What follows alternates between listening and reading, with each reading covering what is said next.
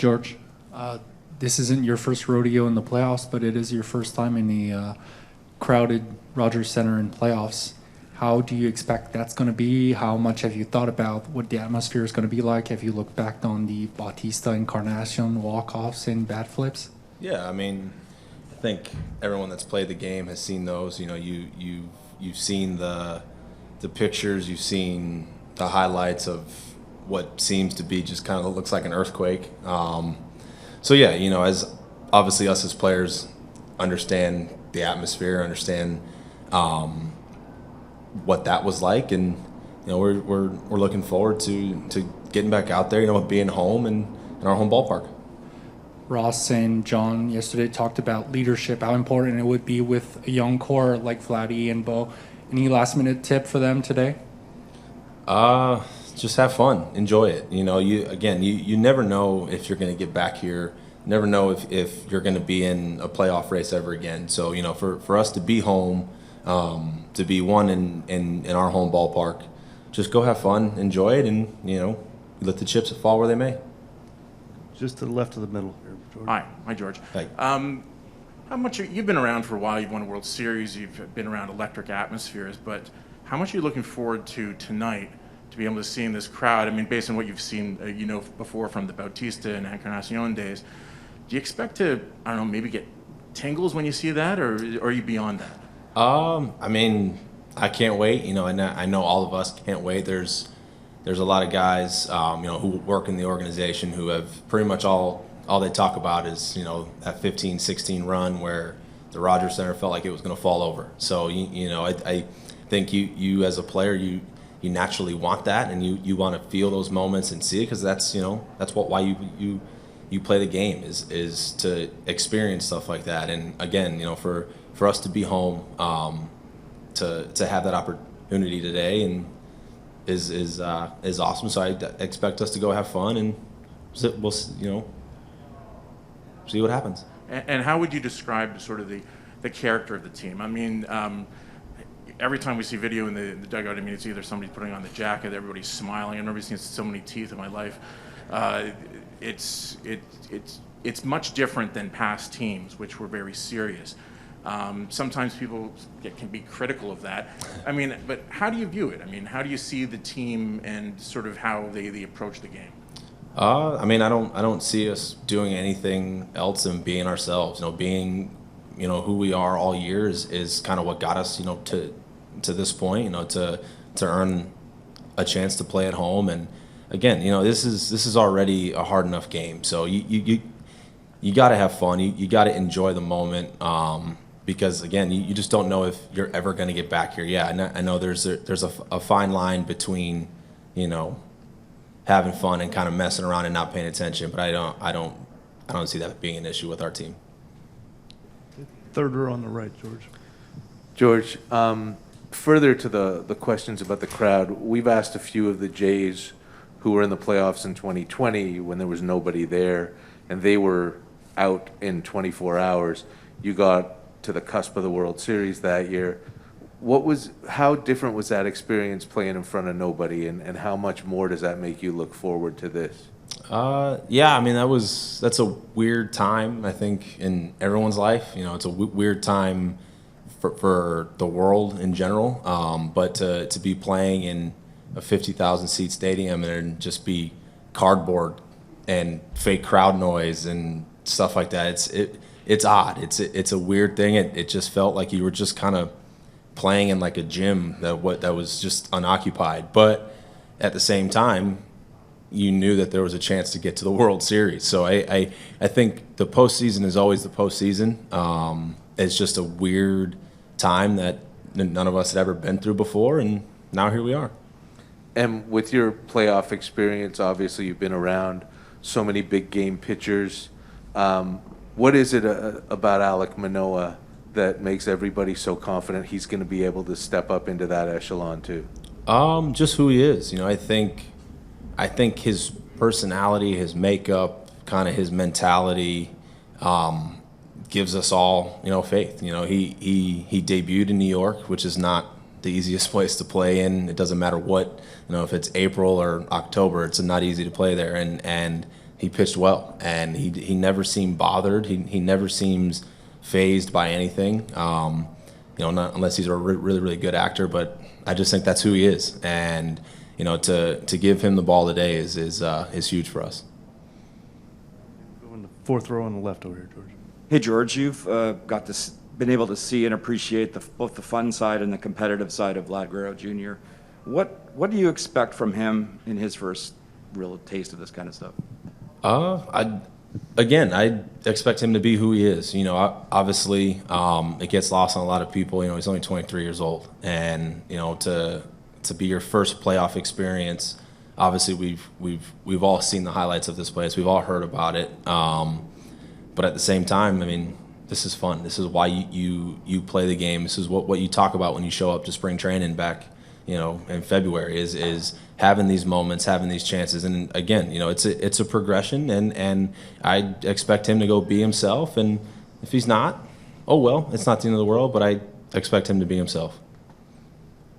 Back left over here, George. Hey, George. In 2015, you got your first taste of postseason action. What kind of emotions were you feeling that day when you woke up that morning, if you can remember? I remember truthfully being scared as I could be. I mean, that was the first time I'd ever, one, played in the playoffs, but two, it was the first time I'd ever played in New York. And, we went into New York. We had to wait till 8 o'clock to play. I mean, it was kind of one of those things where you just wake up and you're just like, all right, I want to play now. And it was 8 in the morning. And you're like, all right, I got to wait 12 hours to go. But, just understanding for me, at least, the team that I was playing that day, the atmosphere that we were going to play. But then as the game got closer and the first pitch started, kind of all that went away. And you're just playing baseball. And, once we ended up getting past that, getting into the next round felt just like a normal day. So I remember just being, pretty nervous at first. And then as the game started, it was all gone. We're in the second row on the right. Hey, George, we've seen you play through obviously a nagging elbow thing this year. I just wondered, did you learn anything new about yourself this season? I think you always learn something about yourself. Every season's totally different. There's going to be different challenges, different adversities. There's going to be times where you've seen stuff that you can, understand before, and there's times you're going to be like, I've never been through this. And, I'm happy with the way I was able to kind of, fight and battle through some stuff and not really complain and just go out and play. But at the end of the day, there's not anybody that's going to make an excuse for me. So I'm not going to do it either. I'm just going to go play, and I'm happy to be here. Back in the left. Right here, George. Oh, yeah, thanks. Along the lines, actually, of Caitlin's question, you did go through some elbow stuff this season and still posted strong offensive numbers and kept playing center field. Just wondering how you're feeling physically at this point, maybe compared to, beginning of August, end of July when you were dealing with that initially. I think the easiest way to answer that is it's October. I'll be fine. I'm gonna do anything I can to play. I'm gonna do anything I can to make sure that I stay on the field. Again, this could be the end of our season or not. So it doesn't matter. I'm going to strap up for however many it takes, and I'll be all right. Right here in the middle on the left. I'm wondering, how much does the crowd play into it for you? I mean, if obviously you're focused on the game. People talk a lot about, home field advantage with the crowd, fans cheering and all that, but I always wondered whether or not that's overblown. Is it a big deal for you guys to hear the screams, or is it the same just for both teams? I know for us, the fact that the crowd will be cheering for us is huge. I don't know what it's like, for them, obviously. But to have the home crowd is obviously great. And I think one of the things is it definitely makes it easier to communicate in the outfield, when you have the home crowd, just because, at least I would hope that they're not trying to mess you up out there and say I got it and all that good stuff. But it's fun. Again, these are the moments that you love, and to have a loud crowd, an energetic crowd is always awesome to play in. Far right on the middle. Hey, George. Thanks for your time here. very obviously, you guys have been swinging the bat extremely well, maybe for the last 4 or 6 weeks here. How do you expect that to carry over in October baseball? I expect us to just go do what we've been doing. You know, obviously, who we're going to face is not an easy task by any stretch of the imagination. So, it's about staying within ourselves, having a, controlled approach, trying to slow things down and, just put a good swing on a pitch and you move on. We've talked a little bit, or a lot, about Bo's month of September, an up and down season for him, up and down season for Vlad, and the mental adjustments that come with that. In your experience, how do you sort of veer away from the trap of trying to be the guy at all times and really trusting the lineup that's behind you? I think just understanding that you don't always have to hit the 5-run homer. You don't have to do things that you don't know how to do. You don't have to be somebody that you're not. Just go be who you are. And if you don't succeed, just have faith in the guy behind you. And you can roll that over as many times as you want. I know that may sound obvious and all that stuff, but that's the truth. Don't try to do too much. Just do what you can in the moment and you move on. Back in the middle. Hey, George, is there an aspect of this team you feel gives you guys an edge this time of year or something that gives you an advantage in October? I wouldn't point to one thing, in particular. I just think that this is a team that, is a very kind of unpredictable team. You can go out and score 5-6 runs in a hurry and, string together at bats, play good defense, pitch well. So I just think, for us, it's about staying in the moment, stay in the moment at the best that we can, and we'll see what happens. Last one for George over here.